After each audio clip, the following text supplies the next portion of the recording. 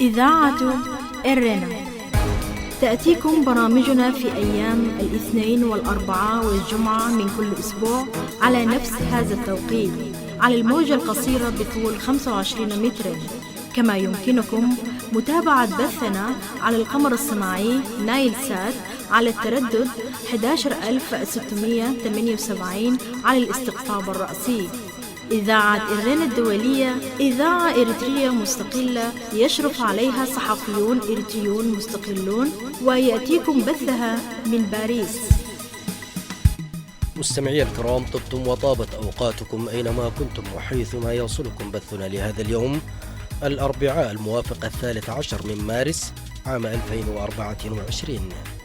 كالمعتاد دائما وأبدا مستمعي الكرام، نبتدئ البرنامج العربي بنشرة الأخبار، ثم بعد ذلك تتابعون حلقة جديدة من برنامجكم الأسبوعي متابعات مع الزميل أحمد شريف، وفيها تتابعون حلقة خاصة بمناسبة الذكرى السادسة لرحيل الشيخ موسى محمد نور رئيس لجنة مدرسة الضياء الإسلامية بأسمرة، والذي وافته المنية في معتقلات النظام الإريتري. وقتا طيبا نرجوه لكم مستمعي الكرام مع فقرات برامجنا لهذا اليوم.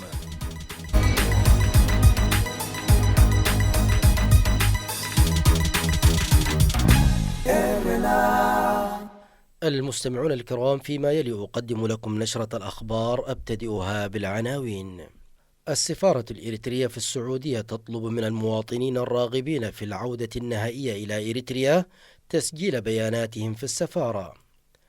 الجيش السوداني يستبعد الهدنة في رمضان ما لم يلتزم الدعم السريع بما تم الاتفاق عليه في محادثات جدة في مايو الماضي. ومقتل 3 من عناصر حركة الشباب الصومالية في عملية مشتركة بين الجيش الصومالي والقوات الأمريكية. كانت تلكم سيداتي سادتي عناوين الأخبار، وإليكم التفاصيل من إذاعة إرنا الدولية في باريس. أفادت مصادر إذاعة إرنا في الرياض بأن السفارة الإريترية في المملكة العربية السعودية طلبت من الإريتريين الراغبين بالعودة إلى إريتريا والذين لم يتمكنوا من العودة لأسباب مختلفة إلى تسجيل أسمائهم لدى السفارة، وذلك في الفترة من 6 من مارس وحتى نهايته. وطلبت السفارة من المواطنين الذين انتهت صلاحيات إقاماتهم أو لديهم بلاغ هروب من كفلائهم أو تلفت إقاماتهم أو ليست لديهم إقامات أصلا إلى إحضار ما يثبت هويتهم الإريترية من بطاقة الجنسية أو الجواز أصلا كان أو صورة. هذا وتمر الأسر الإريترية المقيمة في المملكة العربية السعودية بظروف صعبة لعجزها عن تجديد الإقامات منذ فرض السعودية رسوم على المرافقين لرب الأسرة في مطلع العام 2017، وذلك بقيمة 1200 ريال سنويا على كل مرافق، ليتضاعف المبلغ سنويا حتى وصل إلى 4800 ريال في الوقت الحالي. وأدت هذه الرسوم إلى خروج العديد من الأسر الإريترية من السعودية إلى مصر والسودان وتركيا، بينما غادر عدد قليل إلى إريتريا. وبقي الكثير من هذه الأسر في وضعية غير نظامية في السعودية لعدم تمكنهم من تجديد الإقامات. ويأتي إعلان السفارة الإريترية متزامنا مع تصريح وزير المالية السعودي محمد الجدعان الأسبوع الماضي، الذي قال إن اقتصاد المملكة يمر بمرحلة ممتازة حاليا، وإن الحكومة ستعيد النظر في فرض مقابل مالي على المرافقين في ظل رؤيتها لاستقطاب كفاءات جديدة للسوق. ويعلق الكثير من الإريتريين الآمال على تصريحات وزير المالية السعودي في تخفيف وطأة الضغوط التي يعانونها، وأنهم يفضلون البقاء على ما هم عليه بدلا من العودة إلى إريتريا.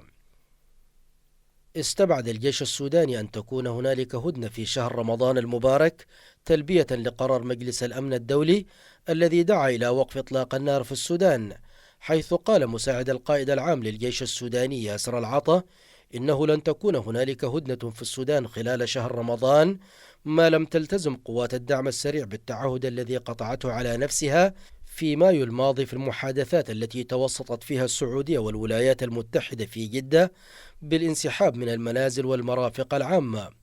وجاء في البيان أيضا أنه لا يجب أن يكون لمحمد حمدان دقل حميدتي قائد قوات الدعم السريع أو لأسرته أي دور سياسي أو عسكري في السودان في المستقبل. بدورها أعلنت قوات الدعم السريع ترحيبها بالدعوة إلى وقف إطلاق النار، كما اتهمت الجيش السوداني برفض تسلم 537 من القوات المسلحة والقوات الأخرى كبادرة حسن نوايا تزامنا مع حلول شهر رمضان الكريم، وهو ما نفته القوات المسلحة السودانية، مؤكدة أنها لم تتلقى أي خطاب من اللجنة الدولية للصليب الأحمر التي قالت قوات الدعم السريع أنها خاطبته بهذا الخصوص.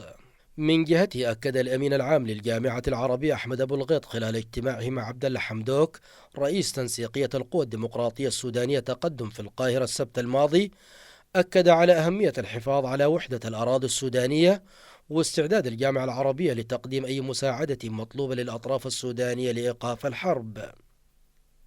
نفذت القوات الصومالية مدعومة بقوات أمريكية عملية في محافظة شبيل السفلى بولاية جنوب غرب الصومال مطلع الأسبوع الحالي. وأفاد بيان الحكومة الصومالية بأن العملية المشتركة أسفرت عن مقتل 3 من أعضاء حركة الشباب. وبحسب بيان وكالة الأنباء الصومالية فإن الهجوم أدى إلى تدمير عبوات متفجرة كانت تعدها المجموعة لتنفيذ أعمال إرهابية. هذا وكانت الحكومة الصومالية قد أعلنت الأسبوع الماضي عن مقتل 50 من حركة الشباب في عملية عسكرية في إقليم جوبا السفلى بولاية جوبلاند في أقصى جنوب الصومال. وكان الرئيس الصومالي حسن شيخ محمود تعهد بعد انتخابه رئيسا للصومال في مايو العام 2022 بشن حرب شاملة على حركة الشباب والقضاء عليها تماما. ويشهد الصومال زيادة في وتيرة العمليات التي تنفذها حركة الشباب بالتزامن مع الانسحاب التدريجي لبعثة حفظ السلام التابعة للاتحاد الإفريقي في الصومال التي من المقرر أن تنهي وجودها في نهاية العام الحالي. بهذا أصل إياكم مستمعي الكرام إلى ختام النشرة الإخبارية لهذا اليوم، وقتا طيبا أرجوه لكم مع متابعة بقية فقرات برامجنا. راديو إيرنا. مستمعي الكرام، كما أشرنا في بداية البرنامج تتابعون فيما يلي حلقة جديدة من برنامجكم الأسبوعي متابعات من إعداد وتقديم الزميل أحمد شريف. وحلقة اليوم هي حلقة خاصة بمناسبة مرور الذكرى السادسة لاستشهاد الشيخ موسى محمد نور رئيس مجلس إدارة مدرسة الضياء الإسلامية في أسمرة، والذي وافته المنية في معتقلات النظام الإريتري. نتابع سويا. إذاعة إيرينا، صوت مستقل لإريتريا.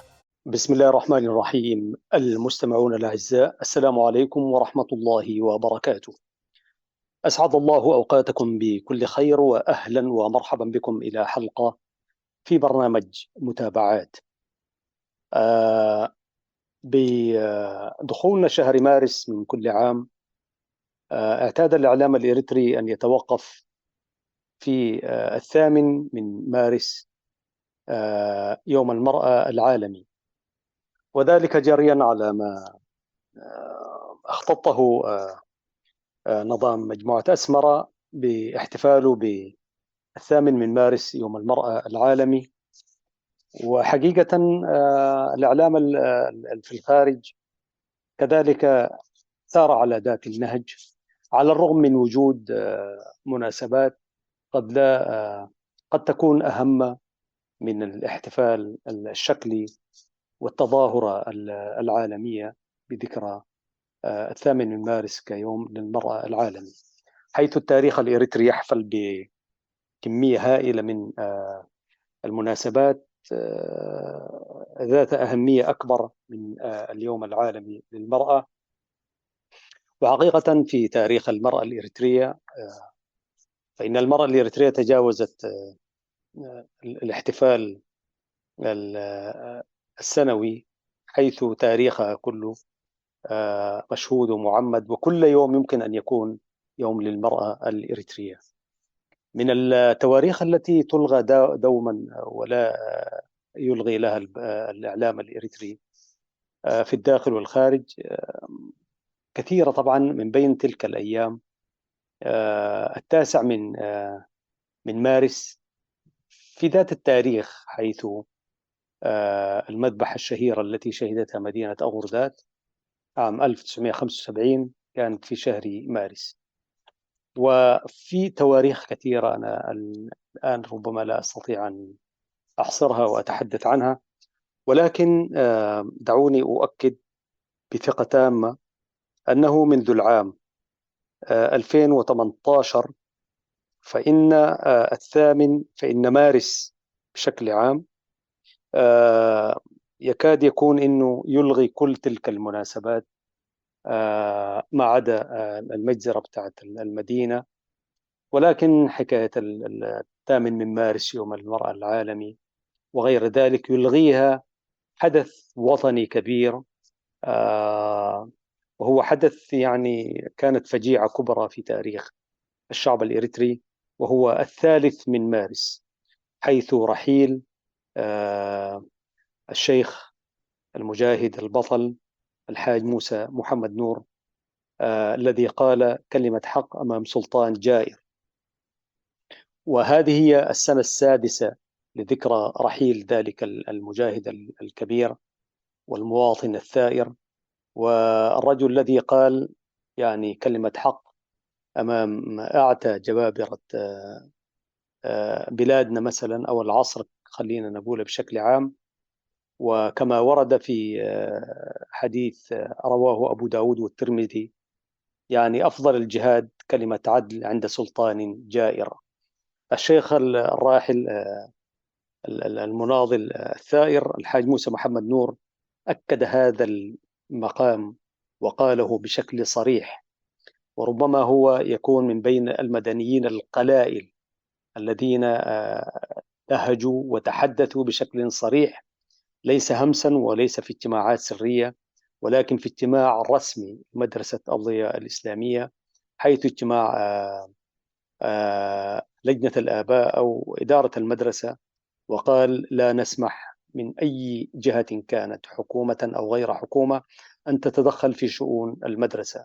شؤون المدرسة ما يتعلق بزيها، بإدارتها، بماليتها، بمنهجها، بكل ما تعني هذه الكلمة.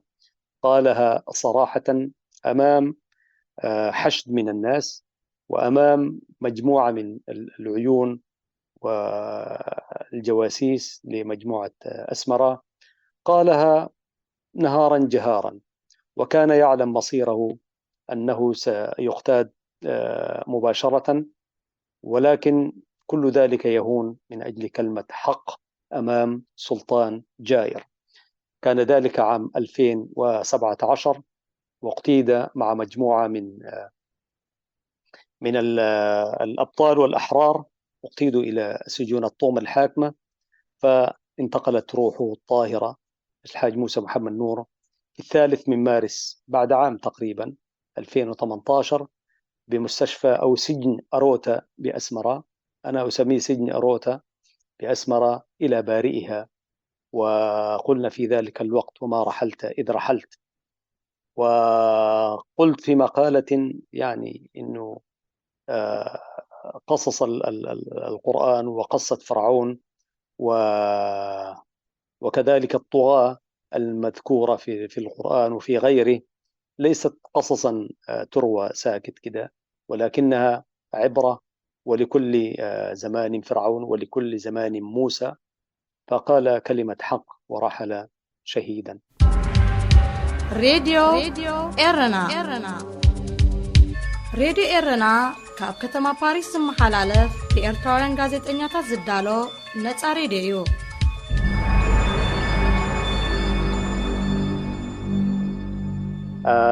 في برنامج متابعات ارتأيت أن أتحدث قليلا عن هذه المناسبة الأليمة طبعا، ولكنها في ذات الوقت مناسبة كذلك قوية وشجاعة، وتسجل بمداد من ذهب في صفحات تاريخ المقاومة والمعارضة الإريترية. أنا لما أقول مقاومة ومعارضة لا أعني هذه المجموعة والزمرة الحاكمة فقط، ولكن في صيرورة التاريخ الإريتري منذ أن عرفت إريتريا كدولة، ومنذ أن عرف الشعب الإريتري شعب ينتمي إلى أرض معينة وإلى تاريخ محدد.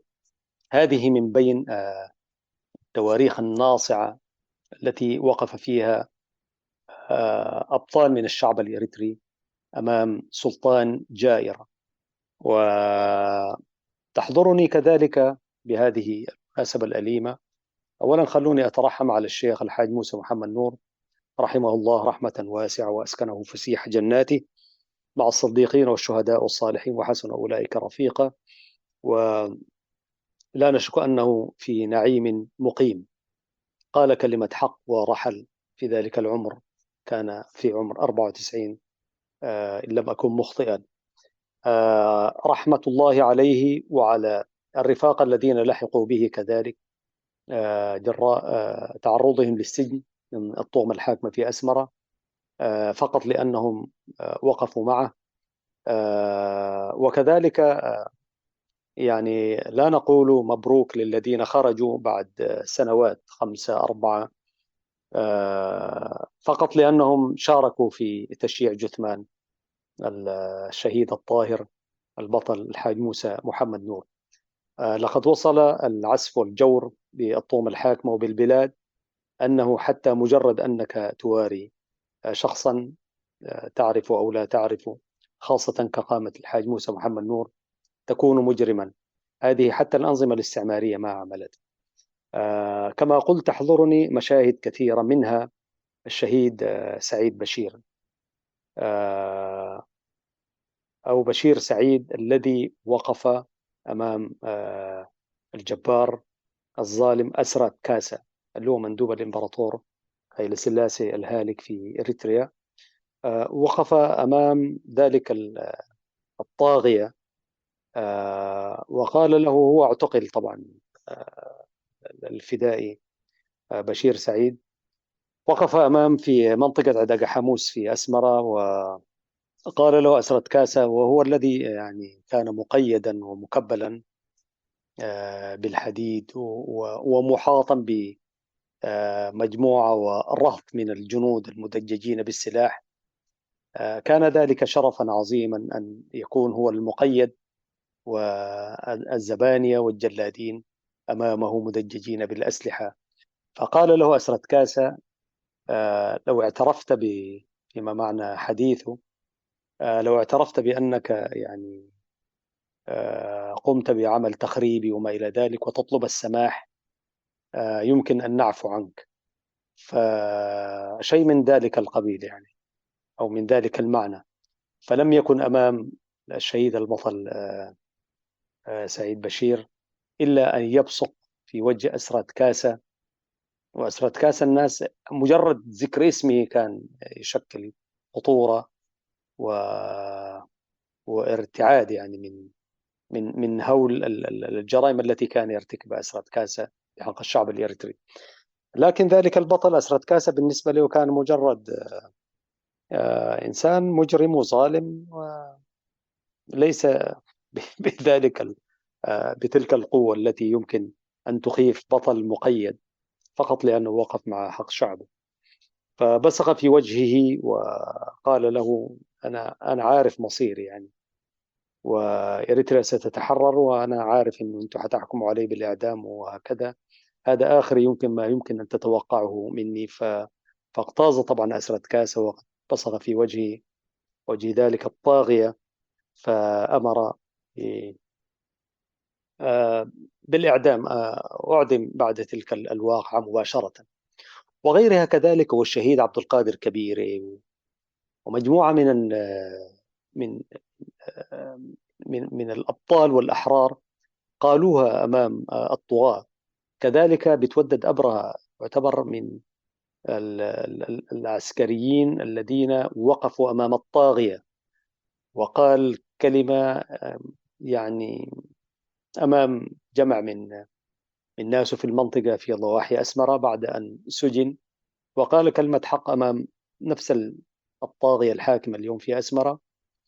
مسائل تتعلق بالسيادة وتتعلق باستفادة الدولة من مواردها الطبيعية ومواردها البشرية كذلك، وما يتعلق بالميناء تحديدا. سجنه الطاغية فترة من الزمن ثم أطلق سراحه، فما كان من بتودد أبرهة إلا أن يتحدث أمام أهله وعشيرته في ضواحي أسمرة، وقال نادى بأنه الناس ينبغي أن لا تخاف إلا من الخالق والقانون فقط، يعني ما عدا ذلك يعتبر مجرد يعني عبودية وطغاة وما إلى ذلك. وقال بملء فيه: أنا لا أخاف أن يعاد بي مرة أخرى إلى السجن. وقال لهم: قولوا كلمة الحق، لا تخافوا من هذه الطغمة الحاكمة وما إلى ذلك. كلام قوي ومعبر. إن شاء الله يمكن نحن نجي نستعرض كلمة البطولية الخالدة. فأعيد إلى السجن، وحتى اليوم يعتبر هو عميد السجناء العسكريين في السجون والطغمة الحاكمة في إريتريا. هذه إذاعة إرينا.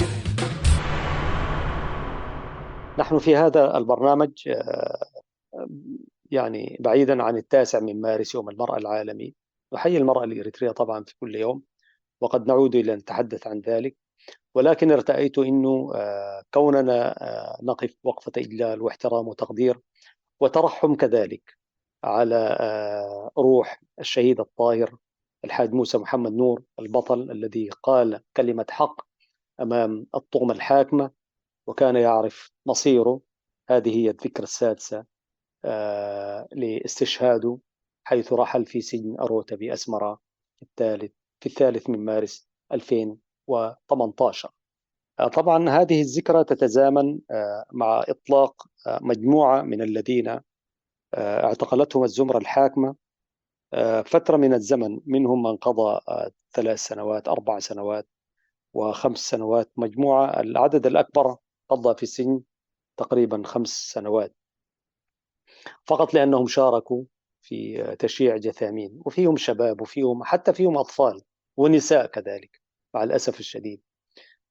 الأخبار تقول إنه العدد الأكبر منهم أطلق سراحه، والآن هو يعني لا نستطيع أن نقول هو حر يتحرك، لأنه أصلا البلاد كلها تعيش سجنا كبيرا.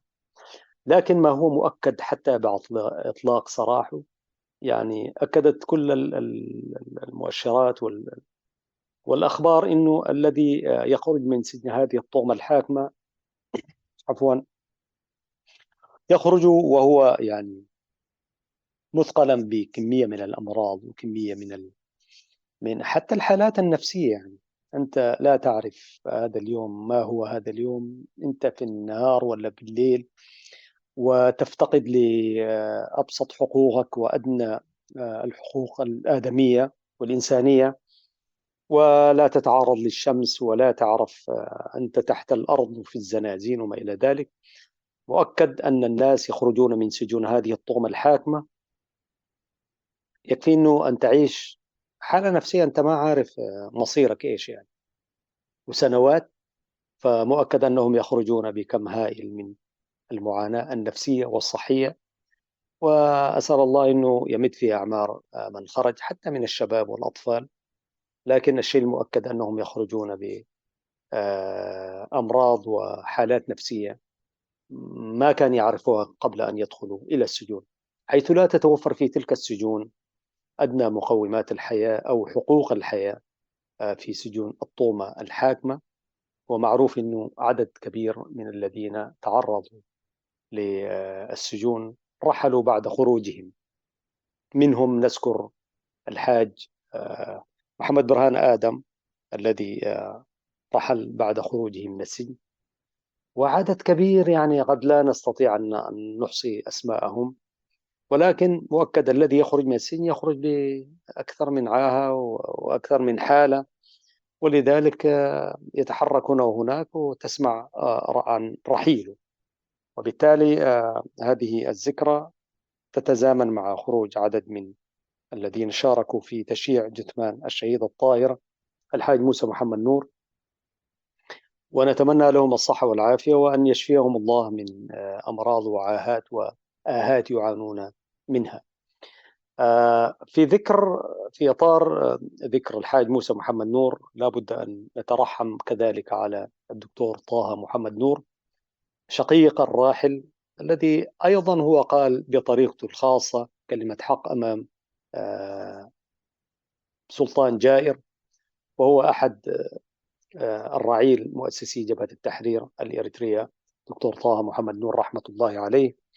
مع الأسف الشديد أيضا هو رحل في سجون الطوم الحاكمة لأنه قال كلمة حق بالطريقة السياسية التي كان يتحرك في إطارها، ولم يشفع للشهيد طه الدكتور الذي كان يتحدث باسم إريتريا لوسائل الإعلام الخارجية، وكان يبيض وجه هذه الطوم الكالح بالحديث الطيب عن إريتريا ومستقبله وما إلى ذلك.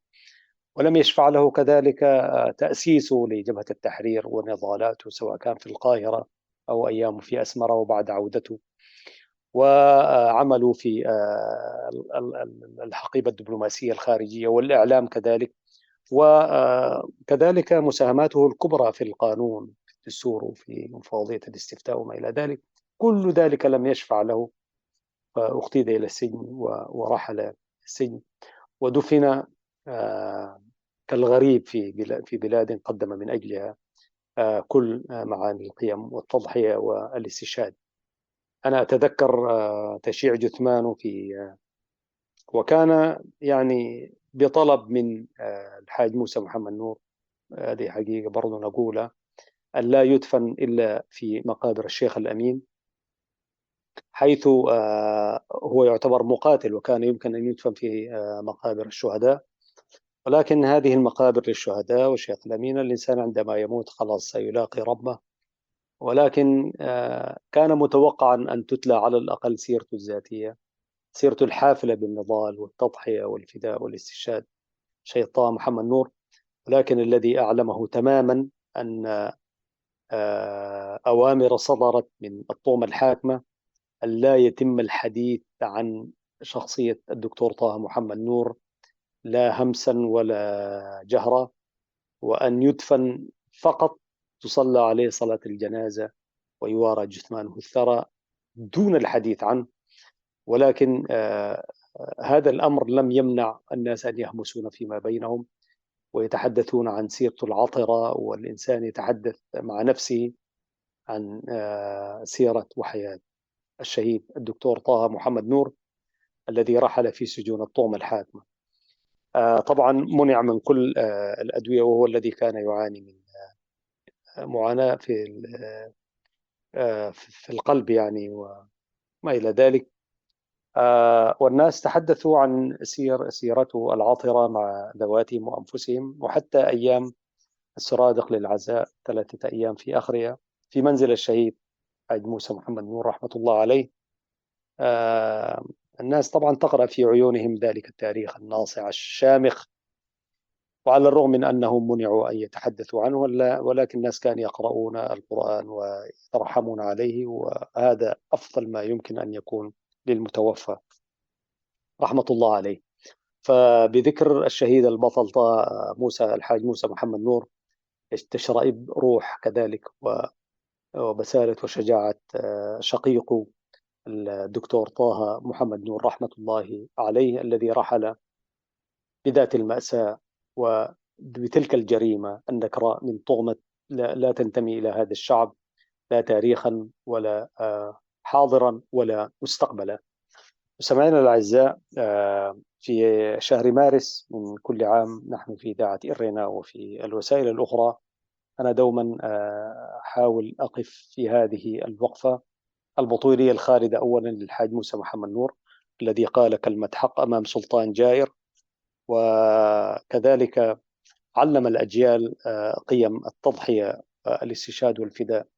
ما كان بحوجة في ذلك العمر أن يدخل إلى سجن الطوم الحاكمة وينتقل شهيدا، ولكنه كان بحاجة كبرى إلى قيم الاستشهاد، فاختار أن يرحل شامخا وبطلا ومذكورا عند الله وعند الشعب الإريتري.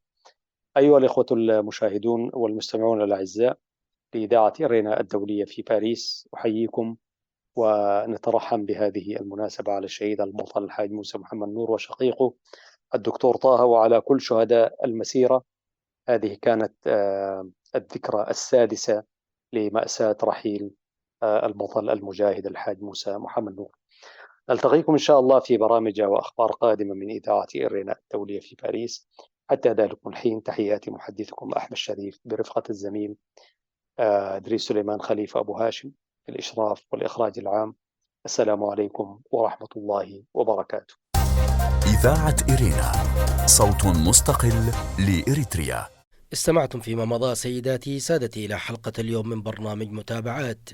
في ختام البرنامج العربي لهذا اليوم أعود وأذكر بعناوين الأخبار. السفارة الإريترية في السعودية تطلب من المواطنين الراغبين في العودة النهائية إلى إريتريا تسجيل بياناتهم في السفارة. الجيش السوداني يستبعد الهدنة في رمضان ما لم يلتزم الدعم السريع بما تم الاتفاق عليه في محادثات جدة في مايو الماضي. ومقتل 3 من عناصر حركة الشباب في الصومال في عملية مشتركة بين الجيش الصومالي والقوات الأمريكية. بهذا نصل إياكم مستمعي الكرام إلى ختام البرنامج العربي لهذا اليوم.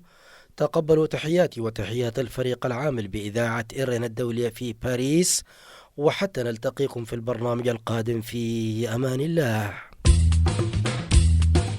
هذه إذاعة إرنا.